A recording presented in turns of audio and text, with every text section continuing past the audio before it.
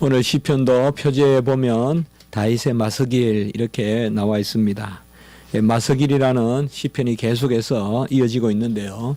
바로 교훈, 마스길은 교훈이라고 했습니다.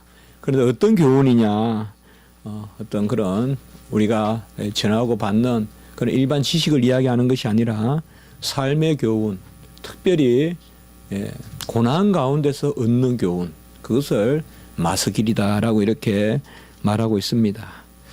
어떻게 보면 교훈은 내 속으로부터 나오는 것이죠. 바깥으로부터 들어오는 것이라기보다는 들어와서 내 안에서 나에게 말해주는 무엇, 혹은 체득한 어떤 그런 진리, 이런 것을 교훈이라고 할 수 있겠습니다. 가장 아름다운 교훈은 절대절명의 위기 가운데서 주어지는 것이 아닌가 이렇게 생각합니다.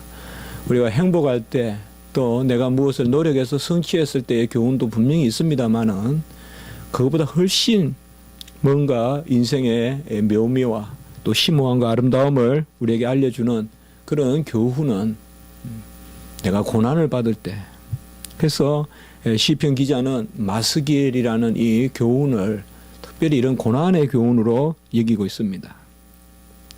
어떻게 보면 뜨거운 불 가운데서 가장 비치는 그런 검이 만들어지고요. 또 가장 딱딱한 어떤 껍질을 가지고 있는 그런 짐승이 가장 부드러운 어떤 그런 또 살을 가지고 있고, 막 고래나 이런 보면 물살을 헤치고 항상 그 물살과 부딪히고 또 저 북극이나 이런 데 추위에 부딪히는 그런 어류나 이런 어류들이 보면 훨씬 속은 부드럽다. 오히려 편안한 환경에서 별로 위험이 없이 살아가는 그런 것들은 겉모습은 어떻게 보면 오히려 아름답고 화려하지만은 열대 조류나 어류나 이런 것들이 훨씬 화려해 보이지만 속은 오히려 딱딱해서 모양은 아름다워도 전혀 그 속에 그런 부드러움이 없다. 껍질이 단단한 그런 어떻게 보면 추하기까지 한 가장 추한 어떤 그런 막 흙이 묻어 있고 막 보면 군더더기가 붙어 있는 그 가운데서 바로 옥이 나오죠. 그 안에 이제 옥이 있는데요. 어떻게 보면 삶은 이런 것이 아닌가라고 우리가 한번 생각해 봅니다. 절대적 삶의 진리는 어떻게 보면 결론적으로 우리가 기납적으로 본다고 해도 고난이 없이는 최소한 배우기는 하되 나로부터 얻어지는 교훈은 없지 않는가. 그러니까 내가 나로부터, 내가 나에게부터 얻는 교훈, 달리 말하면 살면서 배우는 삶의 교훈, 내가 살면서 배우는 삶의 교훈, 그러니까 내가 살아야지 배울 수 있는 교훈, 누가 가르쳐 주는 게 아니라 내가 살면서 배우는 삶의 교훈, 이것은 고난을 통하여서 주어지는 그런 교훈이 아닌가 이렇게 우리가 생각을 해봅니다. 하나님의 뜻은 우리의 지혜와 지식에 부요함까지 자라는, 그래서 머리이신 또 진리이신 그리스도께서까지 자라가는 것을 하나님이 우리에게 원하십니다. 그러므로 어떻게 보면 구원의 완성은 지식의 완성이라고도 할 수 있습니다. 우리가 영화롭게 된다는 것은 하나님을 마주보는 것인데, 하나님을 마주본다는 것은 하나님을 그렇게 인정하고 인식하는 것입니다. 그것은 내 자신이 하나님을 담을 인격적인 폭이 되는 것입니다. 물론 그것이 은혜죠. 어떤 우리가 가지고 있는 어떤 뇌라든지 정서, 감정, 어떤 그 지식, 이런 것으로 여호와가 어떻다. 이거는 우리가 성경에서 말하는 그런 영화로운 단계가 아닙니다.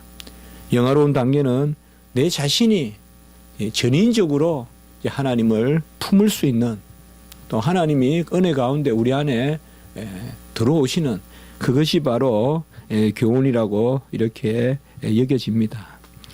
그래서 특별히 오늘 여기 시편을 보면 어떻게 보면 상당히 난해합니다. 혹자는 이런 다윗을 놓고 히스테릭한 정신병자적인 그런 사고 아니냐, 아마 프로이트나 융이나 이런 사람이 시편 55편을 읽으면 그런 해석도 가능할 겁니다. 상당히 변덕스럽고 뭔가 논지를 잡기 어렵고 막 어떨 때는 또 막 강구합니다 해놓고는 또 원수에게 혀를 잘라버리라 그러고 그리고 또 하나님은 또 나를 지키시는 분이라 그러고 막 왔다 하는 마음 뭐 도무지 종잡을 수 없는 그런 어떤 막 그 엎조림 그런 것이 느껴지기도 합니다. 그러나 어떻게 보면 우리가 일차적으로 오늘 이 시편은 이제 상당히 다급한 상황 정말 다급해서 정말 내가 내 정서를 정리하는 것이 아니라 하나님이 내 정서를 정리해 달라고 그냥 정서도 던져버리는 막 그냥 몸부림치다가 소리 지르다가 지금 그런 상황이에요 이게. 하나님이 정리해 달라는 거예요. 하나님이. 나는 내 정서조차도 지금 정리할 내 감정조차도 정리할 수 없는 그런 지금 상황이니 하나님이 정리해 달라. 전부 다 던지는 거예요 정말. 감정의 주체, 정서의 주체가 내가 아니다. 하나님이 이렇게 책임져 달라. 하나님이 맡아 달라. 어떤 그런 것을 우리가 볼 수가 있습니다. 그래서 본 시편은 어떤 해석을 가하기보다 그냥 쭉 읽으면서 우리가 우리 자신도 이런 연약함이 있고 우리 자신도 이런 모습 막 우리가 기도하다 보면 때는 웃기도 하고 울기도 하고 뭐 일부러 그런 것은 아니지만 진짜 우리가 은밀히 하나님 앞에 기도할 때 그런 모습이 되거든요.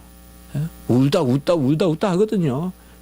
어떤 그런 것들이 느껴지는 어떻게 보면 가장 본연적인 우리의 모습이라고 할까요? 하나님 앞에서의. 뭐 본 시편의 배경에 대해서는 정확하게 알 수는 없습니다. 우리가 지난 주간에 54편은 그 시편의 배경이 아주 뚜렷했는데요. 오늘 55편은 역시 사울에게 쫓겼을 때 썼었다고 보는 경우도 있고 아들 압살롬에게 쫓겼을 때 썼던 것이다라고 이제 보는 견해도 있는데요. 시라는 것은 어떤 상황 하에 쓰여지지만은 또 그 상황을 넘어서서 또 읽혀지는 게 또 시기 때문에 우리가 어쨌든 다급한 것이다. 그래서 먼저 오늘 우리가 시편을 그나마 우리가 한번 정리해 본다면 한 3가지 정도로 좀 볼 수가 있을 것 같은데요. 첫 번째는 이 시편 기자의 지금 처지가 어떠한가 이것을 우리가 한번 생각해 볼 수가 있겠습니다. 2절에 보면 내가 근심으로 편하지 못하며 탄식하오니라고 이렇게 되어 있습니다. 근심함으로 말미암아 편치 못하고 탄식하오니 이게 바로 이 시편 기자의 마음인데요. 칼빈의 주석에 보면 이걸 원어 그대로 번역해 나왔어요. 아주 생생하게. 어떻게 번역했는가 하면 여기에 내가 근심으로라는 말은 근심은 원어가 중얼중얼거리다. 그게 뭐냐 하면 얼마나 그냥 마음에 둘 곳이 없는지 막 그냥 중얼중얼 내가 이래도 되나 저래도 되나 이래가 내가 죽는 거 아니야 사는 것 아니야 이런 거 있잖아요 우리가 그 이야기예요 지금. 마음에 근심이 확 몰려와서 막 어찌 하는 거 있잖아 우리가. 자녀들 키워보면 알아요 여러분들. 자녀들 키워보면 웃잖아 이런 말 나와요 부모들 입에서 나도 모르게 내 자신에게보다. 그래서 내가 근심으로 편하지 못하고 칼빈은 여기 편하지 못하다는 말은 울부짖는다 원어적으로. 그래서 중얼거리면서 울부짖고 그리고 탄식하오니 특별히 2절의 탄식하오니의 번역이 아주 생생한데요. 이것을 원어에서는 뭔가 하면 소란을 피우다 이렇게 되어 있습니다. 그래서 2절을 보면 아까 제가 좀 이야기했죠. 마치 그냥 이건 뭐 정신 나간 사람 같은 모습이에요 이게. 근심으로 이 말은 중얼거리면서 평하지 못하고는 그야말로 막 울부짖고 막 중얼거리면서 울부짖고 소란을 피운다 이 말이에요. 막 소리도 질러보고 뒹굴기도 하고 그런 모습이 바로 이 시편의 기자의 지금 모습이다. 왜냐 3절에 보면 원수의 소리와 악인의 압제 때문이다. 어떤 장사를 해다 망해서 그게 자식을 키우다가 못 키워서 그것도 아니라 이유를 2가지 되는데요. 원수의 소리와 악인의 압제 때문에 그리고 3절 후반에 보면 제약을 내게 더하며 그래서 대체로 영적인 차원으로 이렇게 이 상황을 해석하고 있습니다. 원수의 소리라는 말은 뭔가 하면 나를 죽이려는 사람들의 웅성거리는 소리를 뜻합니다. 그러니까 칼을 가하는 소리예요, 원수들이. 그러니까 원수의 소리가 있는데 이 원수는 그야말로 병사로서의 원수일 수도 있지만은 이어지는 말씀에 보면 악인의 압제다. 그래서 칼빈의 시편에 항상 특징은 보면 현실적인 삶의 어떤 그런 갈등이라든지 그런 삶의 어떤 어려움 이런 것들을 영적으로 해석해 본다는 거죠. 그러니까 어떤 하나님 편에서 하나님을 의지하는 그런 백성으로서의 의인, 절대 내가 잘나서 의인이 아니라 하나님을 의지할 줄 아는 의인과 하나님을 멀리하는 악인과의 어떤 그런 갈등, 혹은 좀 심하게 생각하면 투쟁, 그런 것들을 항상 시편 기자는 이 삶 가운데서 일어나는 일을 그렇게 이제 해석해 가는 건데요. 예. 결국 그게 우리 인생의 장이라고 보는데 여기도 보면 바로 그런 것입니다. 그래서 근심으로 편하지 못하고 탄식한다 이 말은 바로 악인들이 막 도무지 걷잡을 수 없이 군사들을 모아서 웅성웅성거리면서 원수들이 소리를 내고 악인의 압제 때문에. 그리고 오늘 4절의 말씀에 보면 내 마음이 내 속에서 심히 아파하며 2절에서 아까 금방 우리가 보았듯이 근심으로 편하지 못하고 탄식하고 4절에는 보면 내 마음이 심히 아파하며 사망의 위험이 내게 이르렀도다라고 이렇게 말하고 있습니다. 우리가 이 구절을 보면 금방 한 가지 말씀이 떠오르죠. 우리 주님께서 겟세마네에서 기도하실 때 고민하고 슬퍼하사 말씀하시되 내 마음이 매우 고민하여 죽게 되었으니. 우리 주님께서 겟세마네에서 그렇게 말씀하셨다. 고민하면서 또 슬퍼하면서 내가 얼마나 큰 고민이 있는지 죽게 되었으니. 오늘 여기도 4절에 보면 내 마음이 심히 속에서 아파하여서 사망의 위험이 내게 이르렀도다. 우리가 겟세마네에서 예수님의 죽게 되었다는 것을 특별히 우리가 영혼의 고통으로 이해하거든요. 분명히 죽음은 고통이 있습니다. 죽음은 편안한 게 아니에요. 어떤 그런 평화로운 죽음이라는 것은 거짓말이에요. 죽음은 분명히 죄의 값이고 죄의 값으로서의 죽음 그 자체는 육체의 고통이 아니라 영혼의 고통이 따르는 거예요. 우리는 무슨 살을 베고 무슨 검으로 찌르고 하는 그런 고통이 죽음의 고통이라 생각하기 쉬운데 그것은 육체가 당하는 것이고 죽음은 영혼이 떠나는 거예요, 육체를. 죽음에는 고요한 고통이 있어요, 여러분들. 믿는 우리 백성도 이 죽음의 고통을 잘 받아들여야 돼요. 분명히 죽음에는 고통이 있어요. 육체적인 말. 아무리 편안히 죽어도 영혼의 고통이 따르는 거예요, 죽음에는. 육체의 고통이 아니에요, 죽음의 고통은. 영육의 분리의 고통이기 때문에 영혼의 고통이에요. 그 영혼의 고통, 죄의 값을 치르는 크라이막스가 바로 죽음이에요. 그 단계는 질병이고요. 그래서 그 가운데서 예수님께서 십자가의 죽음을 우리의 죄를 대신 가져가시는 그 죄인의 죽음, 정말 여전한 죄인으로서 얼마나 그 죽음은 고통스러운 거예요. 여러분들, 내가 죄인으로서 내 존재가 소멸된다는 전혀 안식에 대한 또 영혼에 대한 그런 소망이 없는 죽음, 우리가 아무리 생각해도 얼마나 고통스러운 거예요, 여러분들. 철학자들은 그것을 다 가장하고 그걸 넘어서 있다고 하고 하지만은 진실은 그는 속이는 거거든요, 분명히. 속이는 거거든요. 우리가 사르트르나 이런 책에 보면 그걸 느껴지거든요. 애써서 무시하려고 할 뿐이지 그것을 어떤 이해한다거나 그건 아니거든요. 죽음을 넘어선다거나. 그럼 오늘 여기도 보면 바로 그겁니다. 내 마음이 내 속에서 심히 아파하며 사망의 위험이 내게 이르렀다. 이것이 바로 예수 그리스도의 그런 영혼의 고통, 그 영혼의 극심한 고통을 또한 말하고 있고요. 5절에 보면 두려움과 떨림이 내게 이르고 공포가 나를 덮었도다. 두려움과 떨림과 공포를 여기서 또한 말하고 있습니다. 지금 시편 기자가 누굽니까? 골리앗을 죽인 다윗입니다. 이 사람이 무슨 용맹이 없어서, 마음의 담대함이 없어서, 특별히 무슨 심령이 연약해서 아닙니다. 다윗은 충분히 강건한 사람이에요. 상당히 담대한 사람입니다. 그런데 여기 5절에 보면 두려움과 떨림이 내게 이르고 공포가 나를 덮었도다라고 이렇게 말하고 있습니다. 우리는 이 땅에서 두려움과 떨림과 공포가 없지 않습니다. 키엘케고르는 두 주제를 붙들어서 그의 철학을 전개하는데, 실존 철학을, 하나는 절망이라는 개념이고 하나는 공포라는 개념입니다. 전율, 공포와 전율, 또 절망, 이런 주제를 가지고 기독교인들의 실존적인 삶을 분석하려고 노력해 봤습니다. 물론 정통신학과 많이 배치되는 부분도 없잖아 있지만은 어쨌든 키엘케고르가 그래도 우리에게 끼친 선한 영향은 이 땅에서 기독교인도 분명히 절망하는 존재라는 거예요. 그리고 분명히 공포와 전율 가운데 뜨는 존재라는 거예요. 그것도 솔직하게 이야기한 거예요. 뭔가 기독교인들은 공포도 없고, 기독교인들은 떨림도 없고, 전율도 없고, 기독교인들은 절망도 없고, 아니라는 거예요. 오히려 기독교인으로서 진정하게 느끼는 절망이야말로, 그것이야말로 바로 진정한 절망이라는 거예요. 그 진정한 절망은 오히려 생명에 이르는 거예요.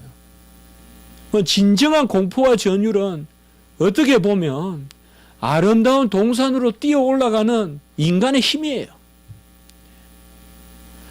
아무것도 없을 때 그냥 깔아앉는 저지대, 습지대에서 내 몸이 녹아나고 내 몸이 썩어가는 것보다 사람은 공포와 전율이 있기 때문에 언덕에 꽃동산으로 뛰어 올라간다는 거예요. 그게 바로 크리스찬과 넌 크리스찬의 차이라는 거예요. 그래서 바로 여기에서도 오늘 보면 두려움과 떨림이 있고 공포가 나를 겹쳤는데, 이것은 비신자, 불신자의 그런 의미로서 믿음이 없으니까 떨리지, 공포가 있지, 그런 수준이 아니에요. 욥도 이런 공포가 있었던 거고, 아브라함도 이런 공포가 있었던 거고, 노아도 이런 떨림이 있었던 거예요. 다 믿음의 조상들도. 그래서 여기에 보면 우리가 다윗이 지금 노래하는 두려움과 떨림이 있고 공포가 나를 덮었도다, 이것도 어떤 육체적으로 봤을 때, 세상적으로 봤을 때 다윗은 이런 단어와 어울리지 않는 사람이에요. 다윗이 공포와 떨림이 있고 두려움이 있다 그러면 우리는 오죽하겠어요. 그 어린 다윗이, 골리앗을 죽인 그 어린 다윗의 용맹스러운 다윗이, 우리가 그렇게 이것을 볼 것이 아니라 여기에는 바로 성도의 삶 가운데서 두려움도 있고 공포도 있고, 우리는 어떻게 보면 일 그 자체보다 일이 우리에게 주는 두려움, 그것으로 일 앞에 주저하는 우리의 모습이 많습니다. 그러나 어떻게 보면 우리 기독교인들은, 또 우리 믿는 사람들은 오히려 이런 공포와 전율을 예상할 수 있어야 됩니다.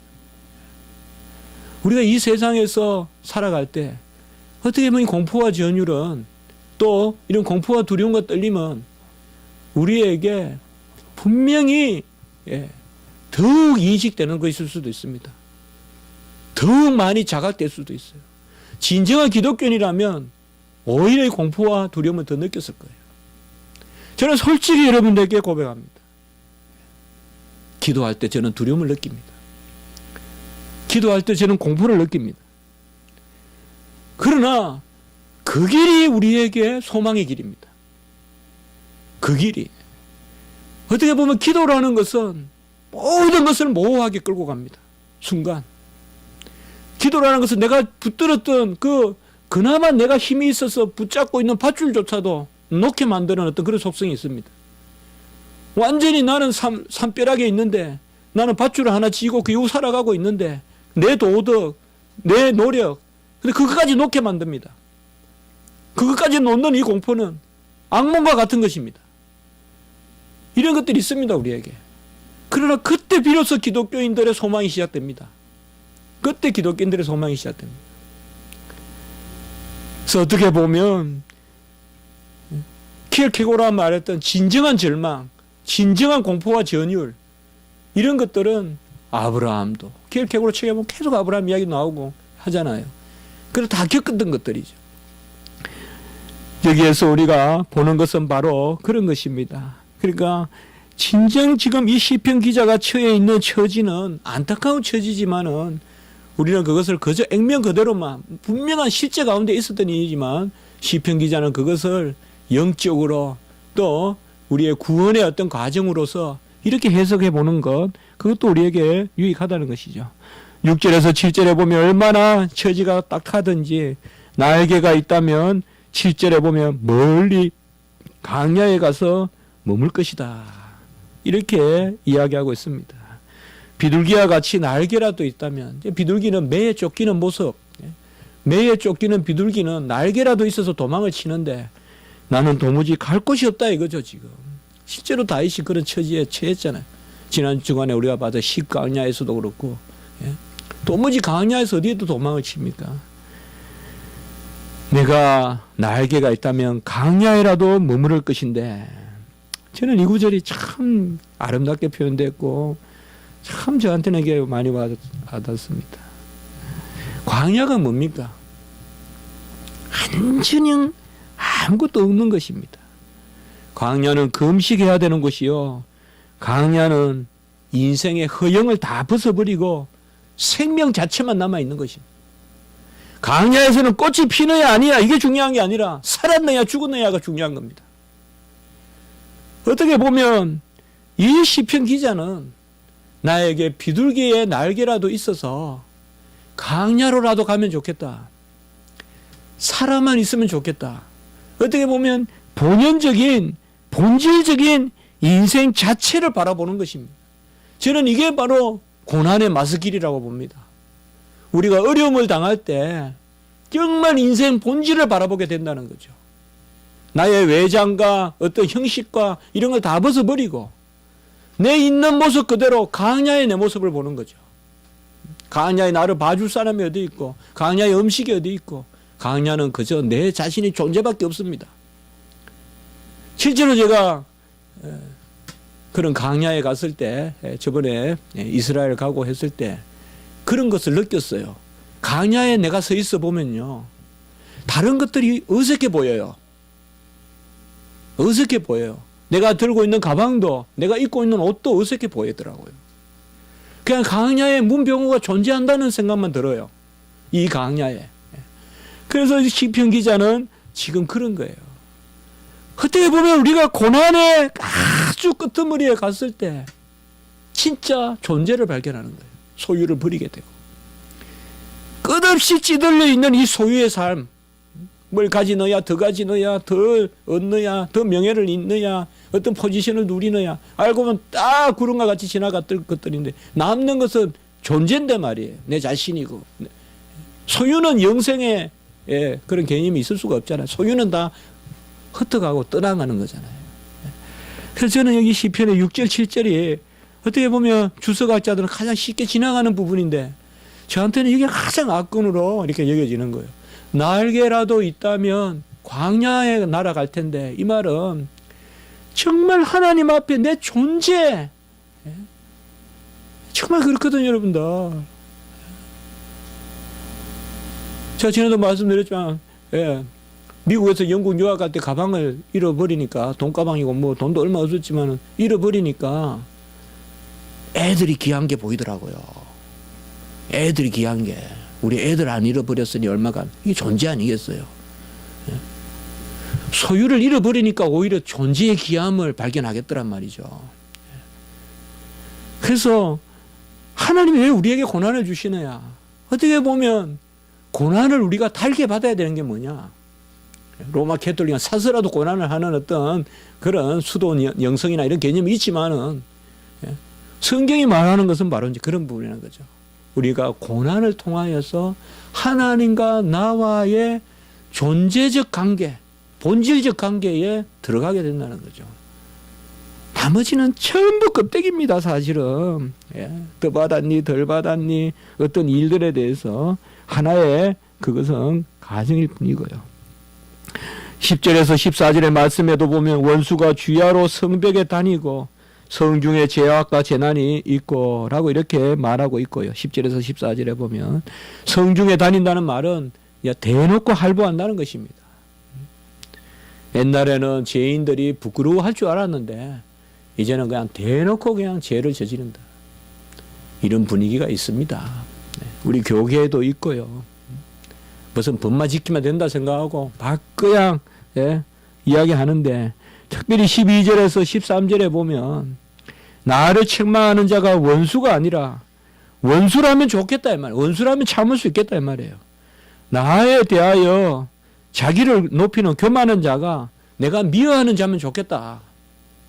그런데 13절에 보면 내 동료요, 친구요, 친우가 나를 대적한다 이 말이에요. 지금 이게 이제 우리가 어려운 구절인데, 누굴까?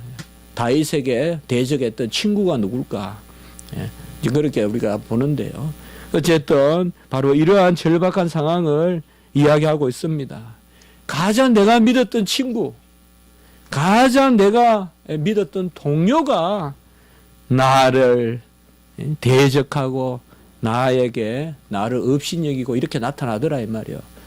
그래서 나는 이것을 참기가 어렵다. 그리고 그들은 어떠한 사람이냐? 21절에서 보면 입은 우유기름보다 미끄러우나 마음은 전쟁이요. 말은 우유기름같이 아주 미끌미끌하게 하지만 속에는 그냥 전쟁하는 마음이 있고, 말은 기름보다 부드러우나 유하나 실상은 뽑힌 칼이로다. 이렇게 지금 노래하고 있습니다. 이것이 이제 우리가 조금 길게 봤는데 다윗이 지금 처한 상황입니다. 두 번째 크게 잠깐만 본다면, 이러한 다윗이 처한 상황 가운데서 다윗은 어떤 심령을 가지고 있었느냐. 1절과 2절에 보면 바로 기도하고, 내가 기도에 귀를 기울이시고 간구할 때 숨지 마시고 내게 굽히사 응답하소서라고 이렇게 역시 사명으로 세 구절로 강조하고 있습니다.